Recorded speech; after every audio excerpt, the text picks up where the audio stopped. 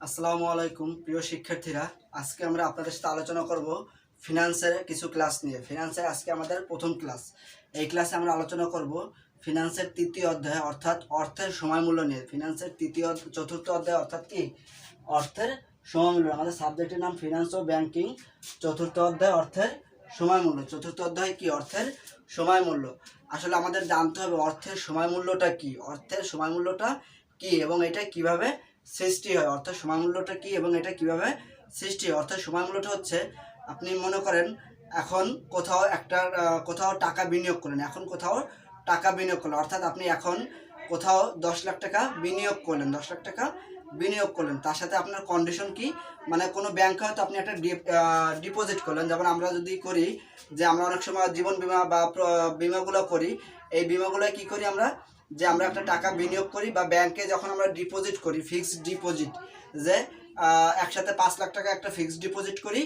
কত বছরের মেয়াদে? 3 বছর বা 5 বছর বা 10 বছর একটা মেয়াদে একটা টাকা ফিক্সড ডিপোজিট করি। কিভাবে করি, যে আমি এই 5 লাখ টাকা এখানে রাখলাম, আগামী 10 বছর পরে বা 5 বছর পরে বা 3 বছর পরে এই 5 লাখ টাকায় আমাকে 6 লাখ টাকা, 8 লাখ টাকা বা 10 লাখ টাকা দেওয়া হবে। এটা হচ্ছে বছরের ভিত্তিতে নির্ভর করে কত টাকা আপনি পাবেন। অর্থাৎ কি আপনি যত বেশি লং টাইমের জন্য রাখবেন তত বেশি টাকা পাবেন। তার মানে কি আপনি যদি এখন 5 লাখ টাকা ব্যাংকে ফিক্সড ডিপোজিট রাখেন, তার যদি আপনি 3 বছরের জন্য রাখেন, দেখা গেলো 5 লাখ টাকায় 6 লাখ টাকা পাইলেন বা 7 লাখ টাকা পাইলেন। অথবা যদি 5 বছরের জন্য রাখেন 5 লাখ টাকা 8 লাখ টাকা পাইলেন, বা 10 বছরের জন্য রাখলে 5 লাখ টাকায় 10 লাখ টাকা পাইলেন। অর্থাৎ কি ডবল। এই যে আপনি এখন রাখতেছেন 5 লাখ টাকা, 10 বছর পরে পাচ্ছেন 5 বছর পরে পাচ্ছেন 8 লাখ টাকা, অর্থাৎ কি 3 লাখ টাকা বেশি পাচ্ছেন। এই যে 3 লাখ টাকা আপনি পাচ্ছেন, এই 3 লাখ টাকাই অর্থের সময় মূল্য। অর্থাৎ কি আপনি এখন 5 লাখ টাকা দিয়ে যে কাজটা করতে পারতেন 8 বছর পরে বা 5 বছর পরে, এই কাজটা করতে আপনার 8 লাখ টাকার প্রয়োজন হবে। এই কাজটা করতে আপনার 8 লাখ টাকা প্রয়োজন হবে। অর্থাৎ কি এখন আপনার 5 লাখ টাকার যে মূল্য আছে, এখন থেকে 5 বছর পরে এই 5 লাখ টাকার মূল্য হবে কত? 8 লাখ টাকা। আমি আরও একটু বুঝাই, আর একটু সহজভাবে বোঝা যায়। এই বললে এইভাবে বোঝায় যে, যখন আমরা যদি জমির দিকে তাকাই, একটা জমির দিকে তাকাই, যেমন বর্তমানে একটা সময় কি আমাদের এখানে জমির দাম ছিল কত, বিভিন্ন জায়গায় দেখালো এক জায়গায় জমির দাম ছিল 5 লাখ টাকা। সেইখান থেকে যদি 5 লাখ টাকা আজ থেকে 10 বছর আগে ছিল 5 লাখ টাকা, সেই জমি এখন কিনতে গেলে বা বিক্রি করতে গেলে, ওই সময় যে জমিটা 5 লাখ টাকায় বিক্রি হয়েছে, এখন কিন্তু সেই জমিটা মিনিমাম 10 থেকে 15 লাখ টাকায় বিক্রি হয়। তার মানে কি এই যে 5 বছরে বা 10 বছর, এই যে 10 থেকে 15 লাখ টাকা, অর্থাৎ কি 5 থেকে 10 লাখ টাকার একটা ডিফারেন্স বা পার্থক্য। এই পার্থক্যটাই হচ্ছে কি অর্থের সময় মূল্য। মানে আপনি আজ থেকে 5 বছর আগে 5 লাখ টাকায় যে পরিমাণ জমি পাইছেন, 5 বছর পরে অর্থাৎ এখনকার যুগে সময় আইসা ওই একই পরিমাণ জমি কিনতে আপনার কত টাকা লাগতেছে? 10 লক্ষ টাকা লাগতেছে। একই পরিমাণ জমি কিনতে আপনার 10 লক্ষ টাকা লাগতেছে। এইটাই হচ্ছে কি অর্থের সময় মূল্য। এইটাই হচ্ছে অর্থের সময় মূল্য। এই অর্থের সময় মূল্যকে আবার দুটি ভাগে ভাগ করা হয়। কি কি ভাগে? একটা হচ্ছে প্রেজেন্ট ভ্যালু, একটা হচ্ছে কি ফিউচার ভ্যালু। একটা হচ্ছে প্রেজেন্ট ভ্যালু, একটা হচ্ছে ফিউচার ভ্যালু। অর্থাৎ কি একটা বর্তমান মূল্য, একটা ভবিষ্যৎ মূল্য। একটা কি বর্তমান মূল্য, একটা ভবিষ্যৎ মূল্য। এই বর্তমান মূল্য এবং ভবিষ্যৎ মূল্য কোনটাকে বলে? বর্তমান মূল্য হচ্ছে আমি এখন টাকা রাখবো, 5 বছর পরে ওই টাকাটা পাবো। কিভাবে পাবো? দেখা গেলো এখন আমি রাখছি 5 লাখ টাকা, 5 বছর পরে এই 5 লাখ টাকায় পাবো 8 লাখ টাকা। এইটা হচ্ছে আমার কি ভবিষ্যৎ মূল্য। আর বর্তমান মূল্য কোনটা? আমি 5 বছর আগে রাখছিলাম, কত রাখছিলাম? 3 লাখ টাকা রাখছিলাম। এখন পাচ্ছি কত? পাচ্ছি 5 লাখ টাকা। তাহলে 3 লাখ টাকা রাখছিলাম কত? অতীতে, মানে পাস্টে। পাচ্ছি কখন? এখন, মানে বর্তমানে। এই বর্তমানে এটা কি আমার প্রেজেন্ট ভ্যালু। এটা হচ্ছে আমার প্রেজেন্ট ভ্যালু। তার মানে অতীতে রেখে বর্তমানে পাবো, এটা হচ্ছে আমার প্রেজেন্ট ভ্যালু। আর বর্তমানে রেখে ফিউচারে পাবো, এটা হচ্ছে কি আমার ফিউচার ভ্যালু। এই হচ্ছে আমার প্রেজেন্ট ভ্যালু এবং ফিউচার ভ্যালু। এটা হচ্ছে কি আমার প্রেজেন্ট ভ্যালু এবং ফিউচার ভ্যালু।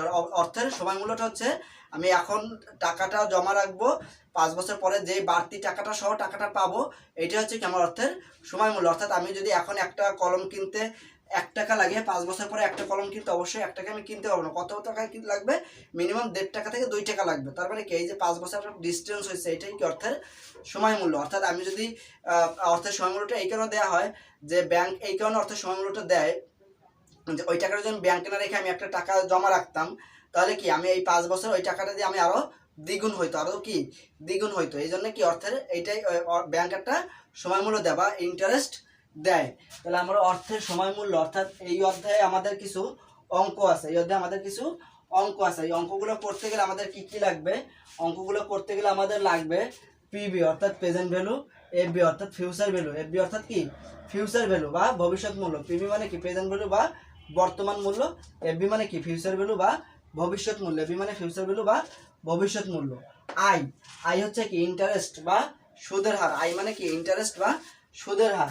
এরপর কি আছে এন, এন মানে কি, এন মানে হচ্ছে number of year, number of year অর্থাৎ কি বছরের সংখ্যা, অর্থাৎ বছরের সংখ্যা মানে আমি কত বছরের জন্য রাখতেছি এই সংখ্যাটার নাম কি নাম্বার অফ ইয়ার।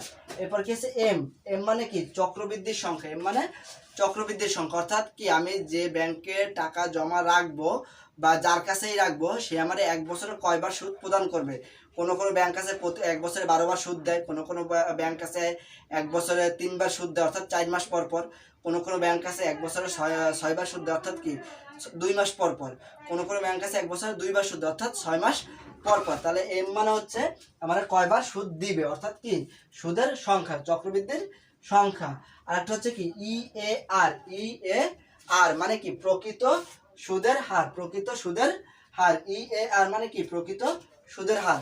আমরা যদি এই অধ্যায়ের অঙ্কগুলো করতে যাই অর্থাৎ কি অর্থের সময় মূল্য, এই যে অধ্যায়টা আছে অর্থাৎ ফিনান্স ও ব্যাংকিং এর 4র্থ অধ্যায়ে অর্থের সময় মূল্য নামে যে অধ্যায়টা আছে, এই অধ্যায়ে আমাদের যে অঙ্কগুলো আছে এই অঙ্কগুলো যদি আমরা করতে যাই তাহলে কি আমাদের অবশ্যই অর্থের সময় মূল্য সম্পর্কে জানতে হবে এবং কি এই যে আমি এই যে আপনার এগুলো দিছি এগুলো সম্পর্কে অবশ্যই জানতে হবে। কি কি পিভি এখানে দেয়া থাকবে, পিভি, পিভি মানে হচ্ছে প্রেজেন্ট ভ্যালু বর্তমান মূল্য, এফভি, এফভি মানে কি ফিউচার ভ্যালু বা ভবিষ্যৎ মূল্য, আই, আই মানে কি ইন্টারেস্ট বা সুদের হার, এন মানে নাম্বার অফ ইয়ার বা বছর, এম মানে কি চক্রবৃদ্ধির সংখ্যা বা চক্রবৃদ্ধির সংখ্যা, এবং ই এ আর মানে কি প্রকৃত সুদের হার, প্রকৃত সুদের হার।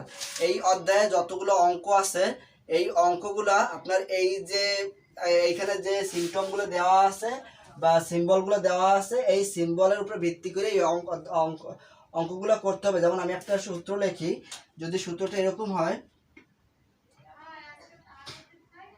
যে এফভি, এফভি এর সূত্র কি হয়, এফভি এর সূত্র হবে PV into 1 plus I N.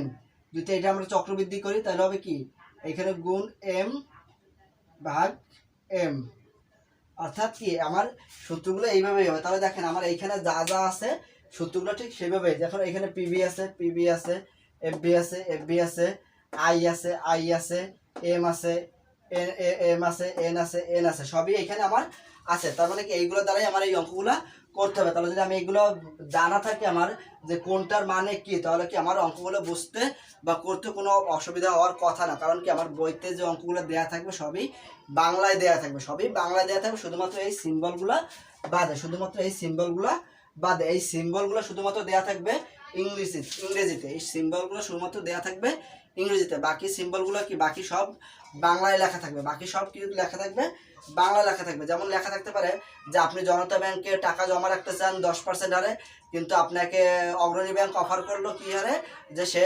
13% হারে আপনারা বার্ষিক 3 বার সুদ প্রদান করবে, আপনি ওইখানে টাকা রাখতে পারেন। তাহলে কি হবে, অর্থের সময় মূল্য নির্ণয় করো, অর্থের সময় মূল্য নির্ণয় করো বা অর্থের ভবিষ্যৎ মূল্য নির্ণয় করো। তাহলে তখন আমার কি এই সূত্রটা দিয়ে ভবিষ্যৎ মূল্য অর্থাৎ কি এফ ভি মানে ফিউচার ভ্যালু, এই সূত্রটা দিয়ে বের করতে হবে, এই সূত্রটা দিয়ে কি করতে হবে বের করতে হবে। এই হচ্ছে কি আমাদের অর্থের বর্তমান মূল্য এবং ভবিষ্যৎ মূল্য। এই বর্তমান মূল্য এবং ভবিষ্যৎ মূল্য আমরা যদি ভালোভাবে বুঝতে পারি যে আমাদের বর্তমান মূল্যটা কি এবং ভবিষ্যৎ মূল্যটা কি, তাহলে আমাদের এই অধ্যায়ের অঙ্কগুলো করতে কোনো সমস্যা হবে না বা হওয়ার কথাও না। তাহলে আমরা অবশ্যই এই সিম্বলগুলো ভালোভাবে মনে রাখবো। আমি আরেকবার বলি, অধ্যায়ের নাম কি, 4র্থ অধ্যায় অর্থের সময় মূল্য, 4র্থ অধ্যায় অর্থের সময় মূল্য। সিম্বল প্রথমটা কি আছে পি ভি, পি ভি অর্থাৎ কি প্রেজেন্ট ভ্যালু, প্রেজেন্ট ভ্যালু এর মানে কি বর্তমান মূল্য, বর্তমান মূল্য। এরপরে কি আছে এফ ভি, এফ ভি কি আছে ফিউচার ভ্যালু, ফিউচার ভ্যালু অর্থাৎ কি আছে ভবিষ্যৎ মূল্য, ভবিষ্যৎ মূল্য। এরপর কি আছে ইন্টারেস্ট, ইন্টারেস্ট এটা ইন্টারেস্টে কি হবে সুদের হার, আই অর্থাৎ কি ইন্টারেস্ট মানে সুদের হার। এরপর কি আছে ইয়ার না, এন মানে কি number of year, number of year বা বছরের সংখ্যা। এরপর কি আছে এন, এম, এম মানে কি চক্রবৃদ্ধির সংখ্যা, চক্রবৃদ্ধির সংখ্যা। এরপর কি আছে ই এ আর মানে প্রকৃত সুদের হার, প্রকৃত সুদের হার। এই হচ্ছে আমাদের সিম্বলগুলো। এখন আমরা দেখবো এই সিম্বলগুলো অর্থাৎ কি আমাদের সূত্রগুলো কি কি আছে, কি কি সূত্র আমাদের এই অধ্যায়ে থাকবে।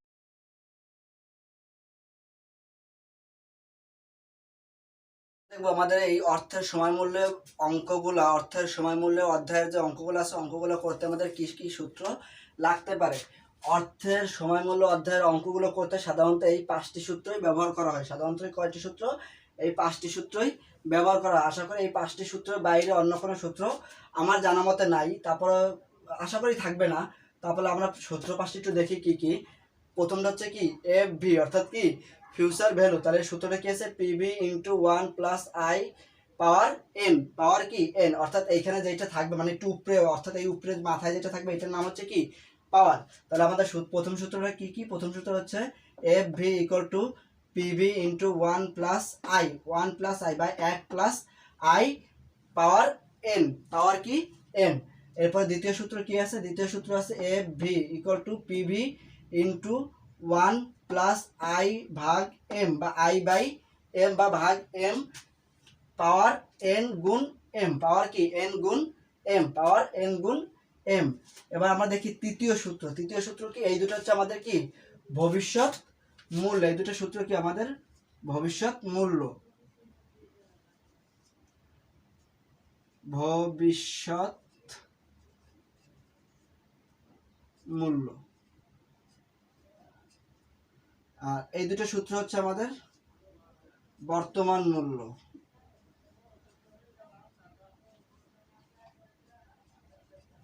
তাহলে বর্তমান মূল্যের সূত্র দুটো কি কি? আমরা প্রথমে দেখলাম কি ভবিষ্যৎ মূল্যের যে সূত্র দুটো ব্যবহার করা ওই সূত্র দুটো কি কি আছে? F B equal to PB into 1 plus I power N এবং F B equal to PB into 1 plus I ভাগ এম ইন্টু পাওয়ার এন গুণ এম। এবার দেখি পিভির সূত্রটা কি আছে মানে বর্তমান মূল্য। বর্তমান মূল্যের সূত্রটা কি আছে? এফ ভি পাওয়ার ভাগ 1 plus I, 1 plus I power N. দেখেন এই সূত্রটা কিভাবে মনে রাখবেন? মনে রাখাটা খুব সহজ। এইখানে আমরা যখন এফ ভি করবো তখন আসবে কি পিভি, যখন এফ ভি সূত্র করবো তখন আসবে পিভি, কিন্তু পিভিটা থাকবে গুণ আকারে। আবার যখন পিভি সূত্র করবো তখন আসবে কি এফ ভি, কিন্তু এফ ভিটা যাবে ভাগ আকারে। শুধুমাত্র এতটুকুই ডিফারেন্স। যখন পিভির সূত্র করব তখন আসবে এফ ভিটা যাবে ভাগ আকারে, আর যখন এফ ভি সূত্র করবো তখন আসবে পিভিটা থাকবে গুণ আকারে। এতটুকুই ডিফারেন্স, আর কোনো ডিফারেন্স নাই। তাহলে দেখি PV equal to F V ভাগ 1 প্লাস আই পাওয়ার এন, ভাগ 1 প্লাস আই পাওয়ার এন। এরপর চতুর্থ সূত্র কি আছে? PV equal to F V ভাগ 1 প্লাস আই ভাগ M power 1 N by M, power কি এন বাই এম। এই হচ্ছে আমাদের বর্তমান মূল্য অর্থাৎ কি প্রেজেন্ট ভ্যালুর সূত্র। আমরা কি কি সূত্র দেখলাম? ভবিষ্যৎ মূল্য এবং বর্তমান মূল্য, ভবিষ্যৎ মূল্য এবং বর্তমান মূল্য। এখন আমাদের আর কি আছে? এই হচ্ছে আমাদের 4টা সূত্র, আরো একটা সূত্র বাকি আছে। কারণ আমরা প্রথমে বলছি এই অধ্যায়ে অঙ্ক করতে গেলে কয়টা সূত্র লাগে? 5টা সূত্র লাগে। তাহলে আমরা কয়টা দেখছি? 4টা দেখছি, আর বাকি আছে কয়টা? একটা। তাহলে একটা সূত্র কি আছে? ই এ আর অর্থাৎ কি প্রকৃত বার্ষিক সুদের হার অথবা প্রকৃত সুদের হার। এর ফুল মিনিং কি? Effective annual rate, effective annual rate. তাহলে প্রকৃত সুদের হার এইটার সূত্রটা হবে কি 1 প্লাস আই ভাগ M power M, 1 plus I ভাগ এম পাওয়ার এম। এই হচ্ছে কি আমাদের প্রকৃত সুদের হারের সূত্র, 1 প্লাস আই ভাগ এম পাওয়ার এন।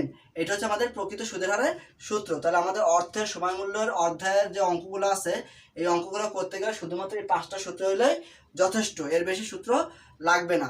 তাহলে আমরা সবাই অঙ্কগুলো করার জন্য প্রস্তুতি নেব এবং কি এই সূত্রগুলো অবশ্যই মুখস্থ করবো। কারণ সূত্রগুলো যদি আমার মুখস্থ না থাকে তাহলে আমি কি অঙ্কগুলো করতে পারবো না। কারণ আমরা যখন বীজগণিতের অঙ্কগুলো করি তখন কি আমরা যদি এ প্লাস বি হোল স্কোয়ার বা এ স্কোয়ার মাইনাস বি স্কোয়ার এই সূত্রগুলো যদি না পারি তাহলে কি আমরা অঙ্ক পারি না।